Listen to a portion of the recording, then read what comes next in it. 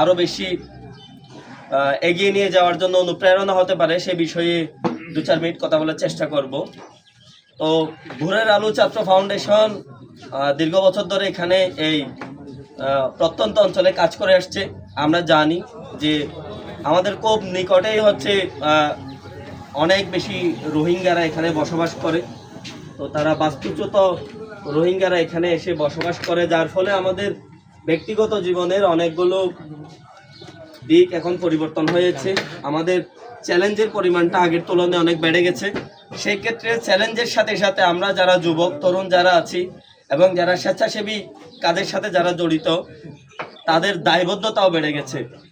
কেমন দায়বদ্ধতা? সেটা হচ্ছে আমরা জানি আমাদের এই উকি উপজেলার এবং বান্দরবনের এই 5টার হচ্ছে যারা ছাত্র সমাজ রয়েছে, তাদের অধিকাংশ মানুষ তারা নিয়মিত শিক্ষা থেকে তারা ঝরে পড়ে যাচ্ছে।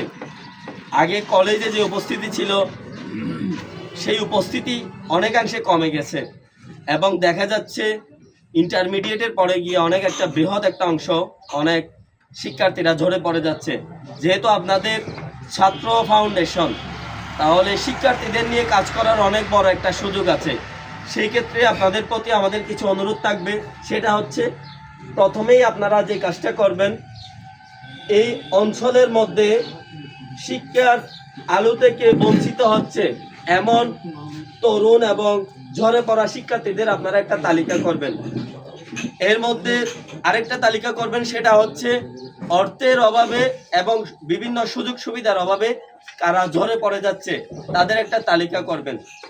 তালিকা করার পরে আপনারা সেটাকে শর্ট লিস্ট করবেন। এর মধ্যে কাদেরকে বেশি প্রায়োরিটি দিতে হবে, কাকে আর্থিক সহায়তা দিতে হবে, কাকে প্রশাসনিকভাবে সহায়তা দিতে হবে। কেমন সহায়তা? সেটা দেখা যায় একজন শিক্ষার্থী সে অর্থের অভাবে পড়ালেখা থেকে বঞ্চিত হচ্ছে। আমরা আমাদের এই ছাত্র ফাউন্ডেশনের পক্ষ থেকে সেই শিক্ষা প্রতিষ্ঠানকে আমরা একটা দরখাস্ত দিব যে এই প্রতিষ্ঠানে এতজন শিক্ষার্থী আছে যারা অর্থের অভাবে পড়ালেখা থেকে বঞ্চিত হচ্ছে, তাদেরকে শিক্ষা প্রতিষ্ঠানের মাধ্যমে বিনামূল্যে শিক্ষার ব্যবস্থা করে দেওয়ার জন্য আমাদেরকে চেষ্টা করতে হবে। যদি শিক্ষা প্রতিষ্ঠানে সেই সুযোগ না থাকে, তাহলে আমরা আমাদের ফাউন্ডেশনের অর্থায়নে আমরা তাদেরকে সেই শিক্ষার ব্যবস্থা করে দিব। যদি তাও না হয়, আমরা আমাদের সমাজের বিশিষ্টজন যারা আছে, যারা দানবীর আছেন, সমাজের বিভিন্ন স্তরের মানুষ নিয়ে যারা কাজ করেন, সমাজসেবক যারা আছেন, আমরা তাদের দ্বারস্থ হব। তাদের আর্থিক সহায়তা নিয়ে, তাদের পরামর্শ নিয়ে আমরা সেই ঝরে পড়া শিক্ষার্থীদের আর্থিক অভাবে যারা পড়ালেখা চালাতে পারছে না, তাদেরকে আমরা শিক্ষা প্রতিষ্ঠানে পুনরায় ভর্তি করে দেব। তার পাশাপাশি আরেকটা কাজ যেটা করতে পারেন, সেটা হচ্ছে এখানে শিক্ষা প্রতিষ্ঠানে গিয়েও অনেক শিক্ষার্থী আছে যারা হচ্ছে তাদের মেধার পূর্ণ বিকাশ হয় না, প্রাইভেটের ব্যবস্থা করতে হয়। তো আপনাদের সংগঠনের মধ্যে যারা ইতিমধ্যে গ্র্যাজুয়েশন কমপ্লিট করেছেন, তারা হচ্ছে সেই শিক্ষার্থীদের নিয়ে একটা কোচিং সেন্টার চালু করে দিবেন, বিনামূল্যে তাদেরকে পড়ানোর ব্যবস্থা করবেন। সেটা যদি আপনারা সপ্তাহে প্রতিদিন না পারেন, অন্তত আপনাদের ছুটির দিনে শুক্রবার শনিবার ধরে তাদেরকে পড়ানোর ব্যবস্থা করুন। যে যে বিষয়ের উপরে আপনারা পড়ালেখা করেছেন, উচ্চতর ডিগ্রি নিয়েছেন, সেই বিষয়ের উপরে সেই শিক্ষার্থীদেরকে পড়ানোর আপনারা ব্যবস্থা করুন।